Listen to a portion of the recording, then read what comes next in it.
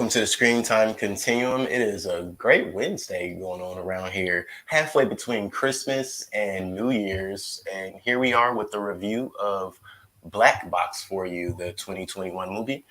As always, it is the same people that you love to hear talk about movies. You better hope we don't like this one too much, or else you're not going to get too long of a show. Nick, Dejan, how you doing today, fellas? What's going on? Happy Wednesday, guys. Happy Wednesday. Oh, it is Book of Fett Wednesday now. Book of Oh, Fett. okay. Book of Fett Wednesday. Book of Fett. Are you going to lead with respect? Hey. Spoilers here. The Sand People taught them that respect. Okay, gotcha. Whoa. Early spoilers for those who know, and if you don't, figure it out later. This is the review for the movie Black Box. Came out, 2020 movie. 2020. I thought this was a 2021 movie. I don't know. IMDb said 2020, so I just went with that. Okay. Hey, you know what? I do believe that this movie was advertised quite a bit in 2020, maybe even late 2019, and it probably just didn't because of the pushback of everything else. It probably ended up coming a little later. So we're gonna run with 2020 because that's probably the original slate. But this movie is starring Felicia Rashad and Mamadou Afi. Don't really know anybody else in the movie. Those are the main two characters, so we're just gonna run with them. I do think everybody else did a very good job. Actually, I want to find out the name of the daughter because she did such a great job. That little girl deserves to at least be recognized. Amanda Christine. Amanda Christine, thank you. Yeah, she did a great. I'll say at the top of this episode, if I had to give a Best Actor award myself to anyone in this movie, she would get it off top, mostly because of her age, but her performance was great. Mm-hmm. So yeah, initial thoughts. I guess that would be my initial thought of the movie. I'll run with that actually. But initial thoughts on the movie, fellas. How do you feel? I liked it.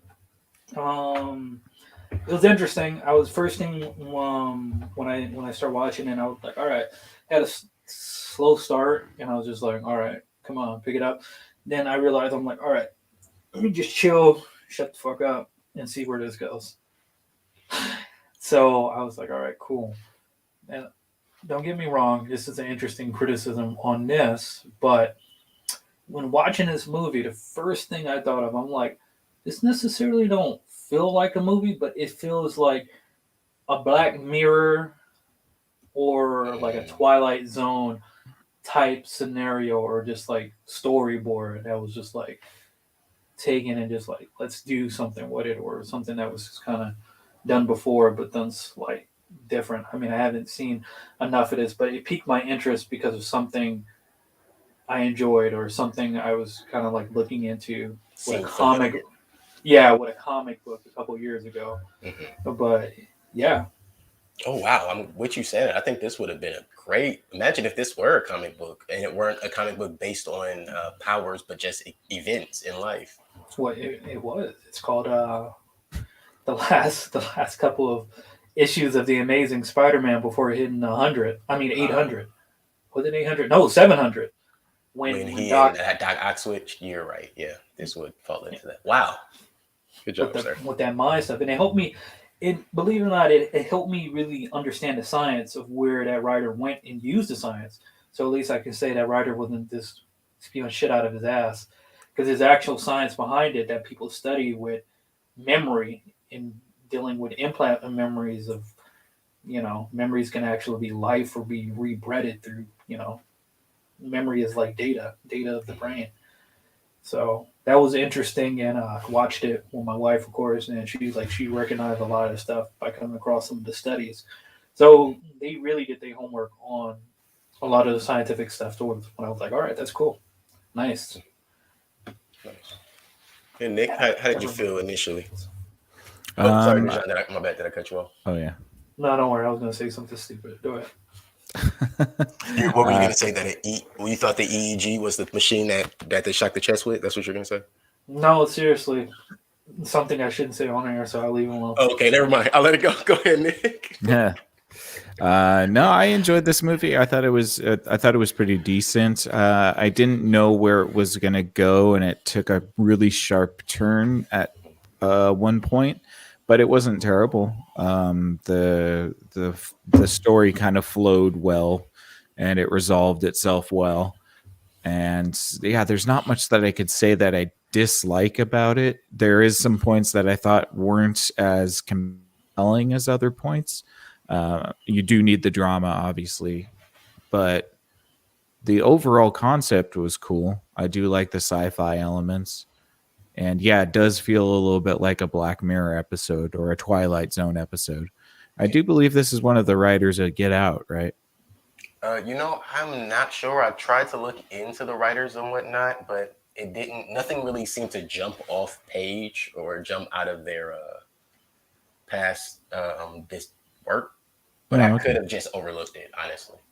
I thought I saw that in the preview of it, but yeah, no, and I enjoyed it. It wasn't long, which was nice. Mm-hmm. Although there were a couple moments where it felt long, but overall, liked it. Yeah.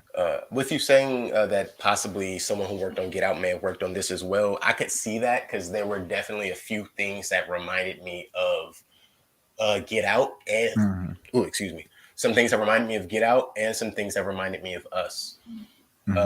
And I'm sure if they worked on Get Out, they possibly worked on Us as well. So being in that, this could even just be something that maybe they're saying it's in the same universe, so to speak.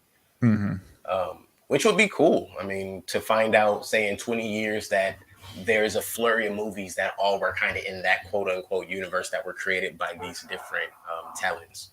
I blame Disney / Marvel Studios for that.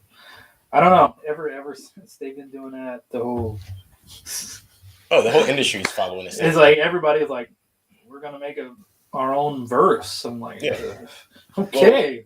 Well, at this point, we have an Adam Sandler verse, don't we? No, I mean we have.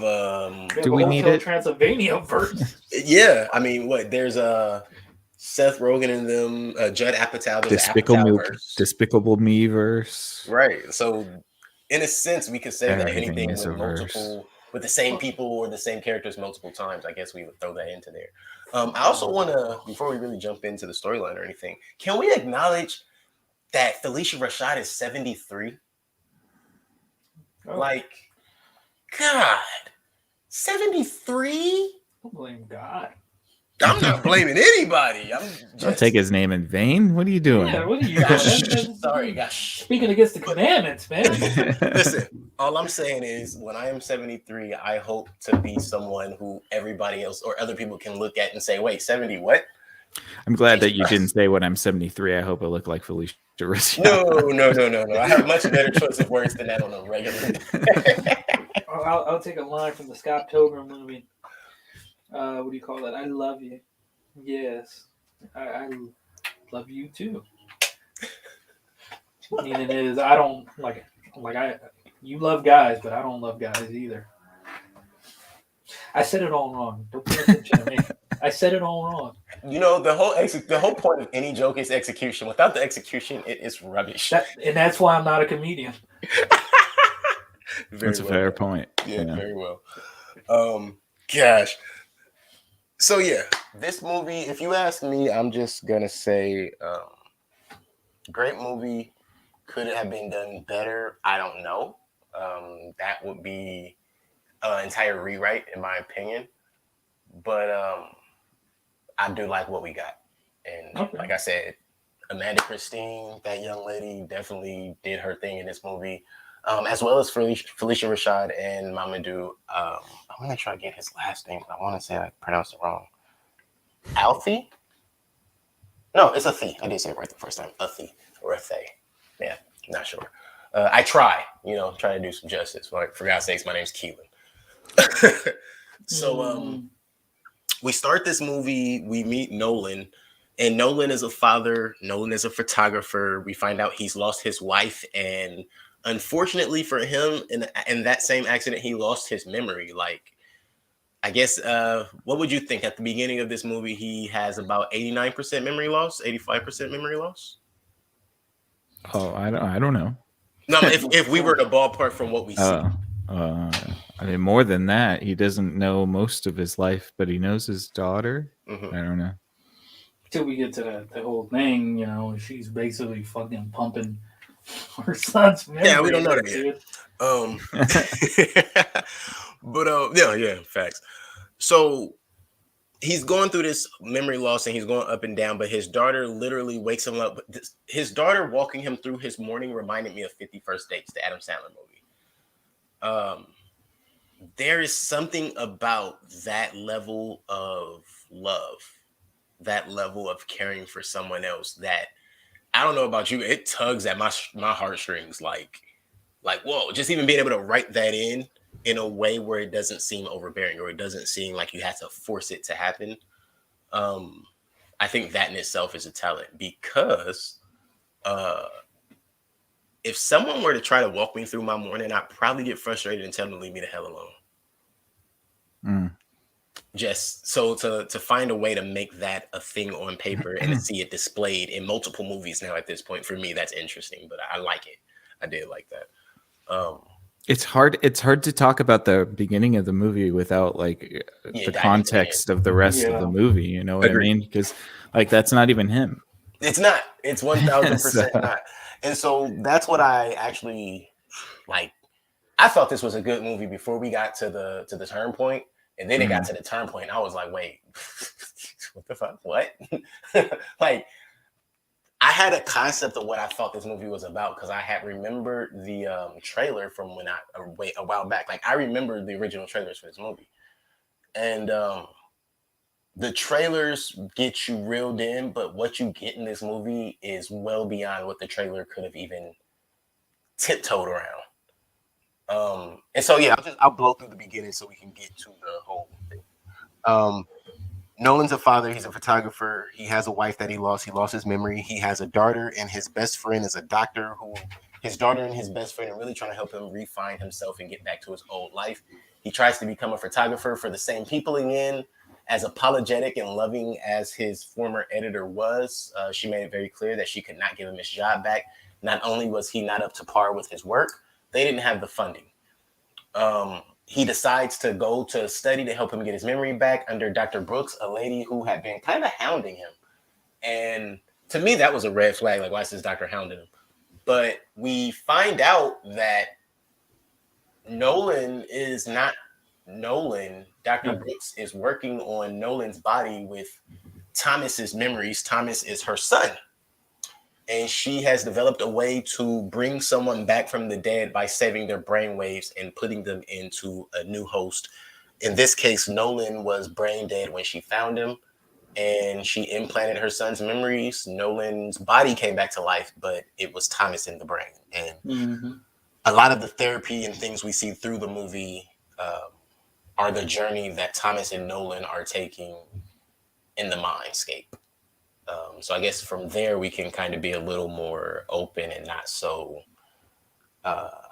closed off about what this movie is and what we get to. So once we discover that, guys, where do we go from there? Once we discover who Thomas is, who Dr. Brooks is, and who Nolan actually is. Well, yeah. I think it's just one of the things for watching any type of telenovela. Yeah. You just get emotionally involved. And you know what, like I said, there's a handful of movies that can do that for me. And just knowing that I'm thinking of what's gonna happen next in certain instances, I'm like, oh, that's himself, without knowing the whole, mind twist thing. And I'm just like, all right, that's himself. I'm like, he really was abusive? And you can tell that it was trying to play a game of being a mind fuck for the audience, because you're probably sitting there judging oh, it's his wife. The faces are blur. You seen through the pictures of his wife. His wife's some light-skinned woman, and looking at his daughter, hey, a light-skinned kid. And was this dude really abusive? Or were they hiding it? Or did his friend or something really do something to his head or the wife? Or right.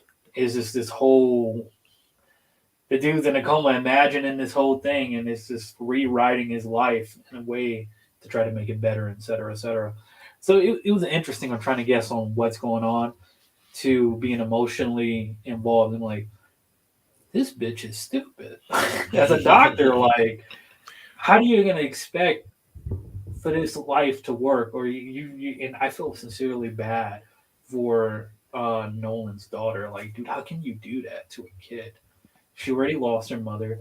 Then I'm like, just kill the dude. Just let the dude die.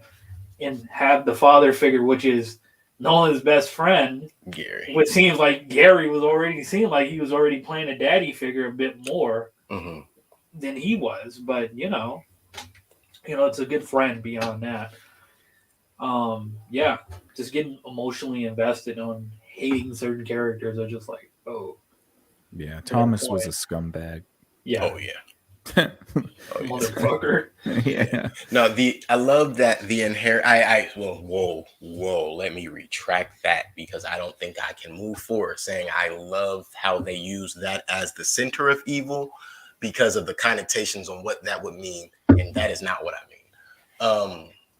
Thomas is a woman beater for those who don't understand what we're getting at, and that's why I can't say I love how they use that in the movie as the inherent evil. But what I mean to say is the plague of the status quo, intelligence, and a level of authority when you are, say, a doctor or you're on path to be some of these things.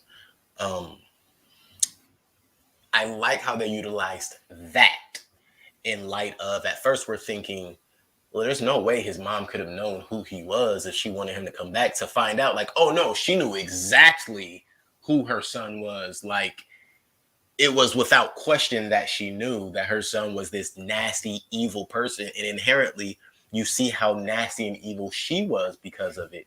And clearly he was abused by her. And that is that cycle that just started from her and continued on through her son into his family to the point at which I think emotionally, emotionally, and I think the father was probably physically abusive, and you can probably see that he had like the best of both worlds from his parents, like how he spoke to his late wife or not late wife, but his ex-wife, like mentally and physically, like, damn, dude. Like you said, nigga, scumbag. What the fuck, bro? Yeah, absolutely. Yeah, there's no way to make him anything more than a scumbag, I don't think. I think what this movie does, and it worked, but what it did was take a extreme hard turn, and imagine that hard turn like drifting around a corner that's on the edge of a cliff, and the back end of the car just kind of glances right out of the edge of the cliff. So like it pulls off the move, but there was parts of it that kind of felt rushed, and I think that the mom was like underdeveloped in that thing.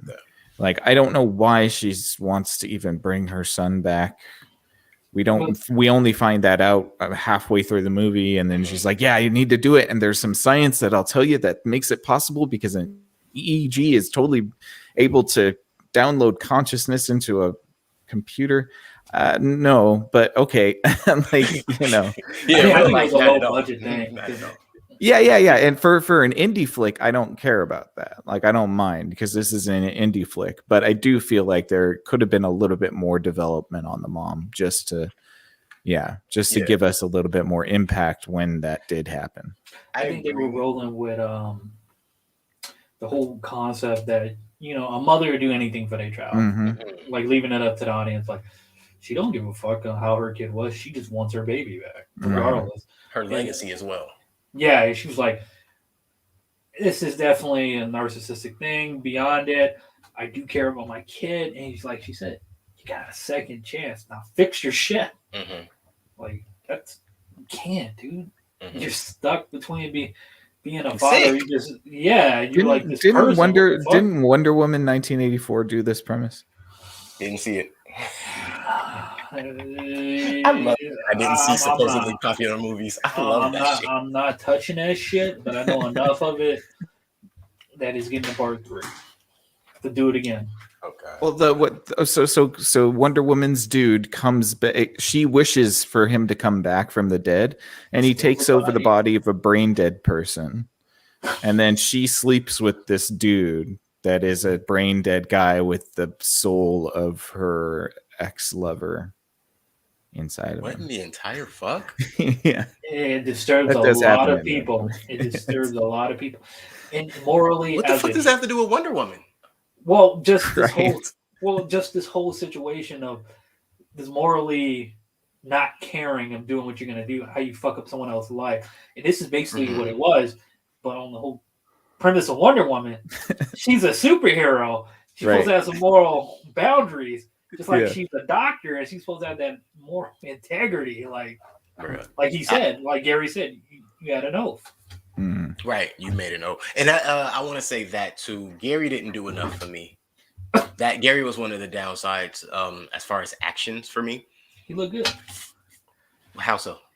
He was eye candy for You mean for a certain demographic of I women. thought you that meant watch like in the this movie film. he looked good. Like, nah, if you ask me as a friend, he didn't look that damn good, because if you really thought your boy was in trouble the way you thought your boy was in trouble, your oath nor her oath was gonna stop you from saving him.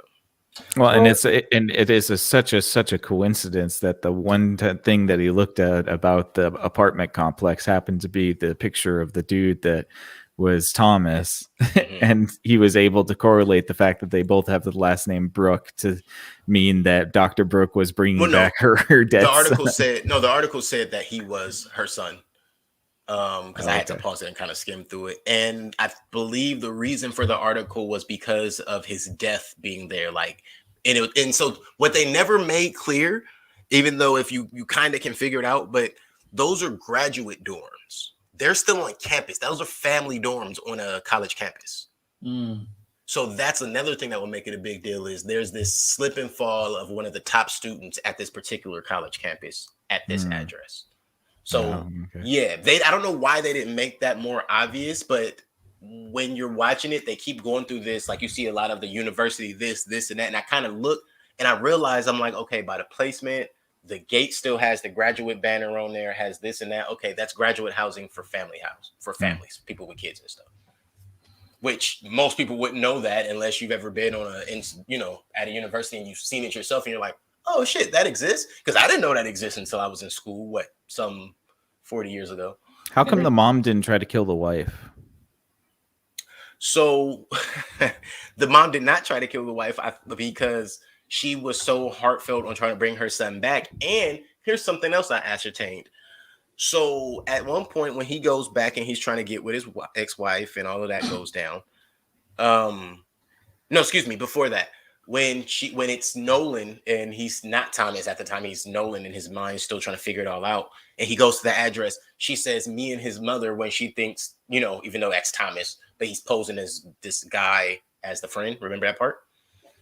During that is when she says, oh, me and his mother don't really speak anymore. And at first I'm thinking like, what? And then it all makes sense when we see how he dies, which is, because you probably told your mom exactly what happened and how he fell down the stairs and all of that. And instead, mom covered it up as what it was and made it look like, her son was perfect to the world.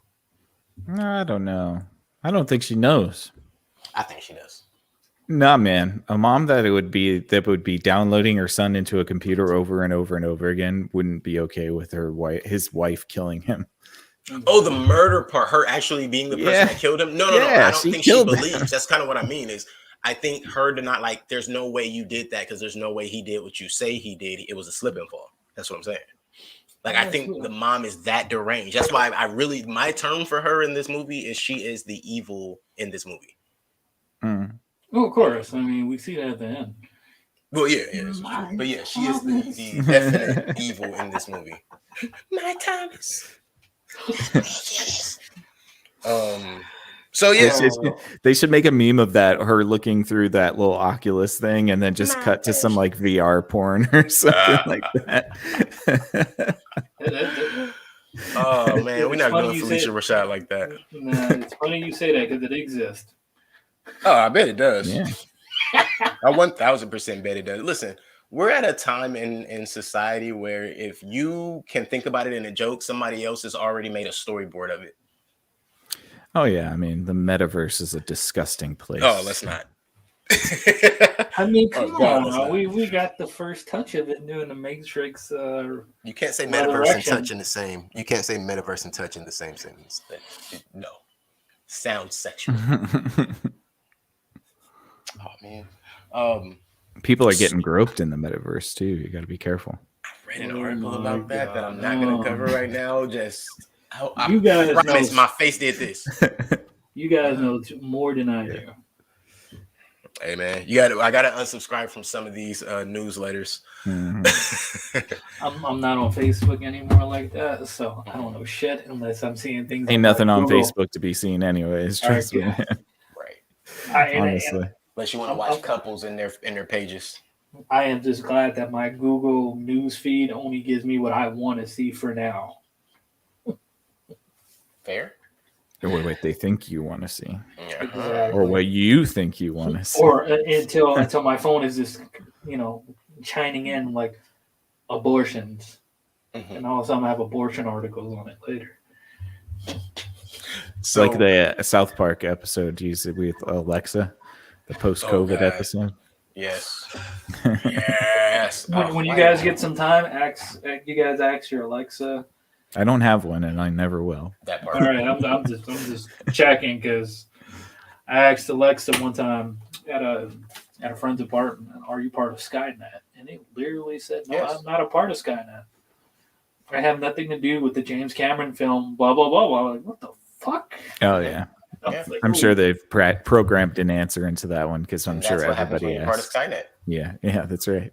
Yeah, you It's the deny. metaverse. You could also ask Alexa to rate metaverse your now. farts. Yeah, I've seen not someone- being funny. You can I've ask seen- Alexa to rate your farts. Well, I've seen someone taste somebody fart in public, so All right, so didn't know what the man had for lunch. nope, Oh Jesus! nope. Now that's a brain swap I'm willing not to have. So we saw the similarities from when Dr. Brooks was supposedly helping Nolan, which we then figured out what was really going on. But supposedly helping Nolan, saying that was the brain trying to hide things from him. Only for us to get to a point of which when she tries to get him to dive deeper, and the deeper she gets him to dive, yeah, he gets his memories back, but he's also bringing Nolan back.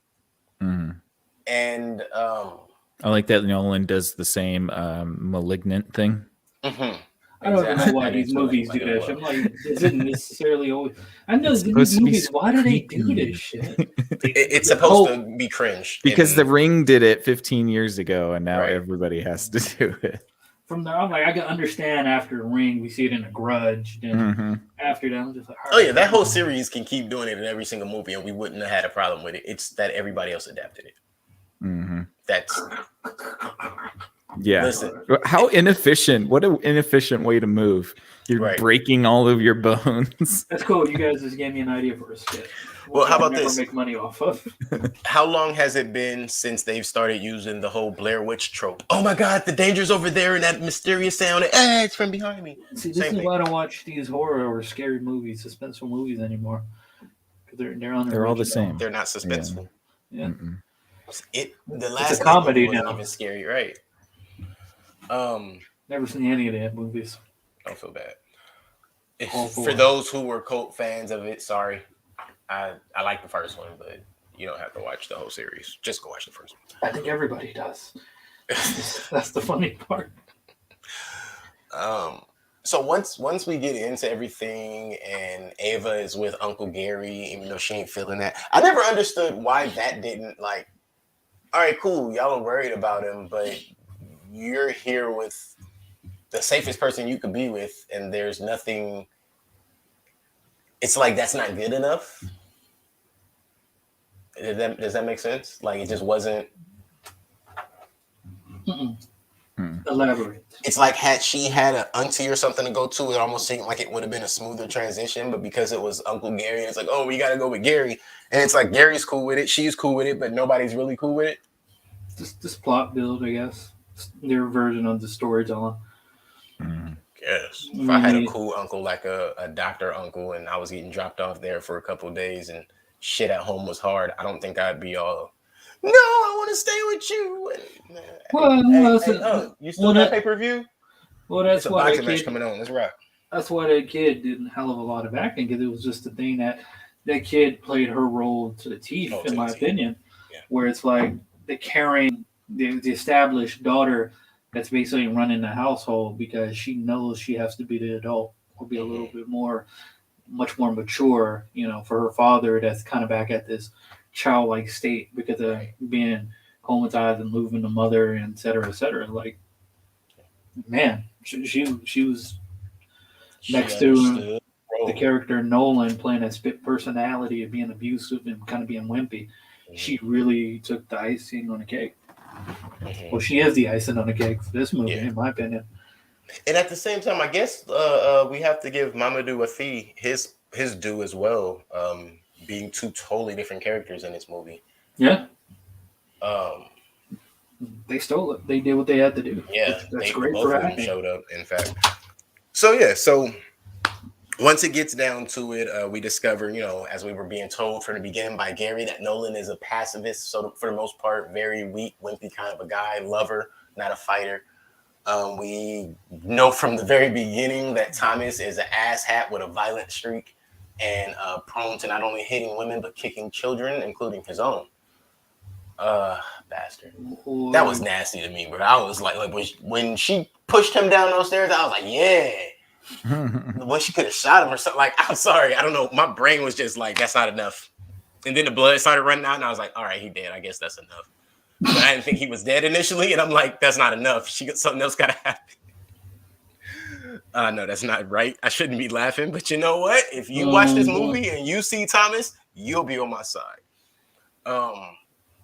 So yeah, once Thomas remembers his actual death, though, as he's beating the dog shit out of Nolan's consciousness and apparently about to kill Nolan's consciousness, which I don't think that would there was nothing inherently saying that was what needed to be done. So that was kind of crazy to me. It's funny you say that because this is where it draws me back to the whole thing when I was reading that Amazing Spider-Man run. That's what Doc Ock would try to do to Peter Parker's. I only find out that if he killed him, he would have ended up killing himself. Not necessarily, especially if you have two consciousness battling for domain of the brain at home. Right, but wasn't the concept that he had one consciousness had to go back into Peter's body? Yeah. If not, it would have eventually killed him, right? Yes, or one would be subdued to a point where it's like they're just fragments of it. Those fragments grow because of the memories. Right. He would still have to live with it, though. Okay, got you. So we might have to talk about that off air because I think I remember that in a different way. It's interesting shit. I love it. it. No, that's one of my favorite Spider-Man arcs, honestly. Just because, what? Two super geniuses swapping brains, son? No Way Home. Oh, that's oh, wow. Yeah, I guess I got to do that now. Just got to do that now. All right. Where were we? Oh, yeah. So he's about to kill Nolan's consciousness, which in my mind, I'm sorry. I was immediately thinking that's not real. In this situation where you still have two consciousness fighting, like actively fighting for control. If you were to kill one, I would assume the other one would be impaired to an extent as well, because that's a part of the brain. It's still attached. It's still living. It's not Thomas. In fact, Thomas will be the one you kill him. Like, you could have killed Thomas instead of him just walking out into the abyss. And I would have thought that, aside from the backup, never mind. They're playing fast and loose with stuff, man. I don't think you can. Look, this is that point where the wheel just kept spinning and there was nothing left on the film. Well, I don't know why you would be able to. Why would you be able to kill a consciousness in the first place? Even as a consciousness. Fair enough, yeah. Both of them are immaterial. Maybe imprison it to an extent, but not kill it. I understand exactly what you mean. Yeah. Fair. That's why he had to be outcast. He had to be put outside of the box. Right, which made way more sense than trying to kill. That's why he was always trying to get back in to take control. He was this weird monster thing he kept saying. Mm-hmm. And I think that's more so to it, the point of Thomas versus Nolan. It's like, even Thomas, with his level of intellect and being a scholar, yada, yada, I don't think he even really understood, in which he also said to Miranda, to his ex-wife, he didn't really understand what was going on and the science behind it either. But here I am. Mhm. So he was just as much of a puppet as Nolan, Miranda, and anyone else involved. The only person really in the know who seemed to kind of be still figuring out on the fly was Dr. Brooks, because this is her first human patient in reality, or to our knowledge. Successful. Yeah, that's what I say, to our knowledge. So let's say that. So yeah, that is pretty much where we get to. Thomas decides to walk out into the abyss. Nolan regains control of his brain and his body. He is fully functional. He is no longer brain dead. So I guess, in a sense, Dr. Brooks's experiment works. On both ends, on bringing back a consciousness and repairing a broken brain. It works. But she is discredited and tossed out of the hospital. I thought she should have been in prison, but that's, again, where I feel like Gary didn't do enough.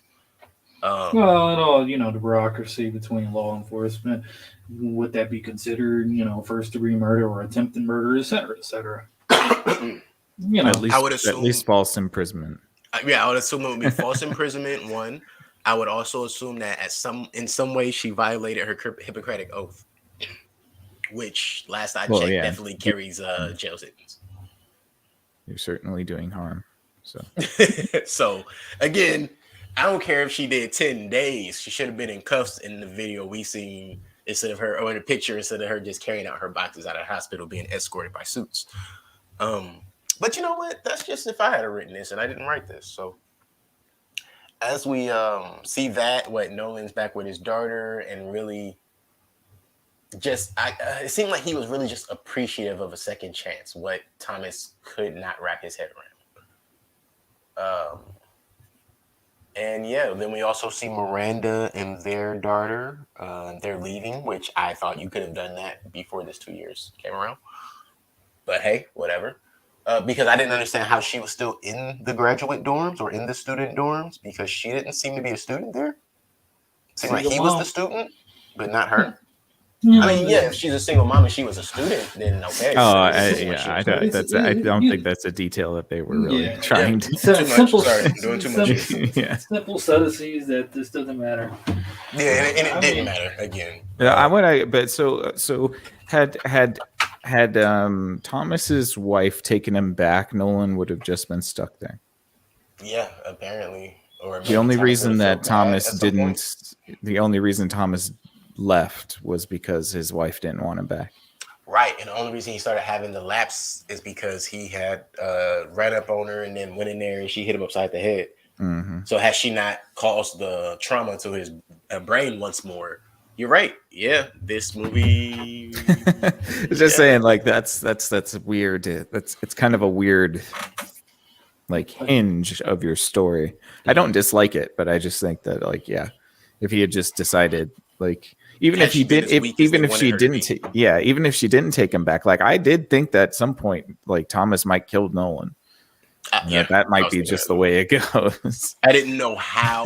And I didn't. That would have been a dark, twisted shit there, right? Mm-hmm. I figured at some point there would be a showdown.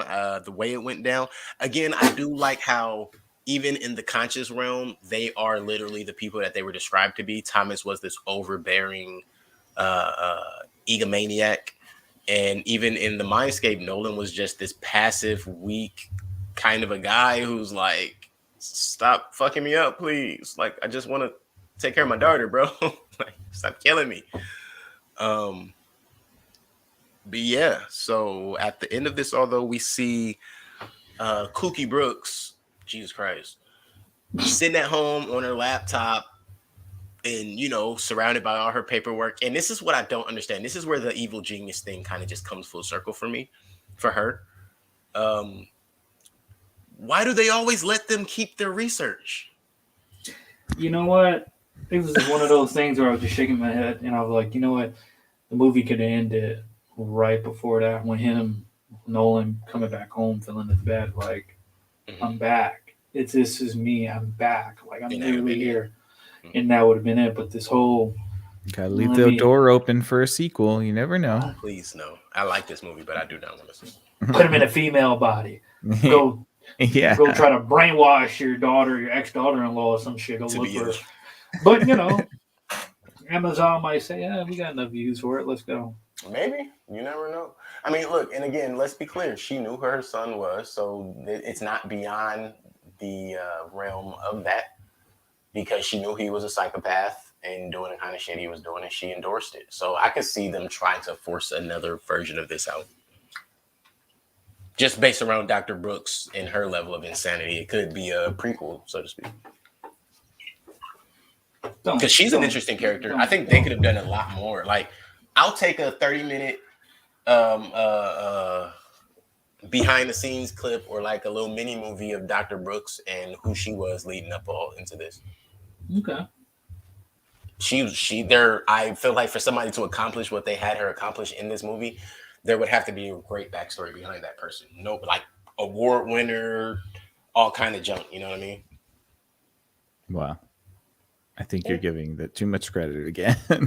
I mean, she was swapping brains. I don't know if I'm giving too much credit. Oh, I think that if you did do that, you'd have to get into the actual mechanics of how that would be possible. And I don't think this movie wants to do that. Right, which was one of I think we all agree that was one of the better parts is they didn't try to be ultra scientific. It was like, hey, here's a theory, run with it.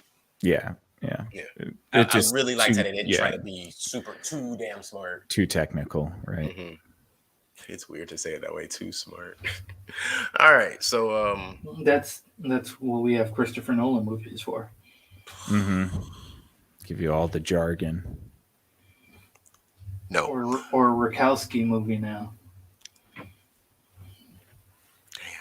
No. You know what? I'm about to just start watching indie flicks only. Oh no, you still got problems there. We got plenty of problems with indie flicks, but they just seem to have way The less Empty agenda. Man. Ugh, never mind. Empty Man was an indie flick. That's Empty all I Man gotta was say. an empty flick. Yes, it was. So I guess we've kind of given our final thoughts. Anything you guys want to add, throw in, things that we may not have mentioned that you guys wanted to run through? Nah. Sounds good. Ratings it is. Who's first? 0. Who's next? I'll go. Next? I enjoyed the movie. I thought it was pretty good. I appreciate that it wasn't long. I like indie flicks. I like sci-fi. So I thought some of the concepts were interesting, fun ideas to play with. I feel like they weren't as deep as I wanted them to be in some respects. It would have been nice kind of explore those elements a little bit more. They work for the story that they're telling. But it would have been nice to have a little bit more of that. But overall, decent flick. Didn't dislike it. I think I'm going to go with a 7 on this one. Good, solid film. Did it floor me? Nah. Is the story good and original? Yeah. So, yeah, I think it's on the good side of that. So about a 7 for me. Very nice. Got it. Nick for a 7. Dejan, you want to go or I can go? You can go. All right. Ironically, Nick and I have definitely been neck and neck with these ratings recently. It's been kind of crazy. But So do it. Pleasant in the same way, because that means that, you know, these movies that we're choosing, they are apparently giving the same vibe, the same energy, a consistent energy, so to speak. And so my rating is also a 7. This really reminded me of one of those like Saturday midday type of movies. You walk into somebody's house and they're watching and you're like, yo, what is this? Yo, what is this? And you might just throw it into your list and watch it again at some point by yourself.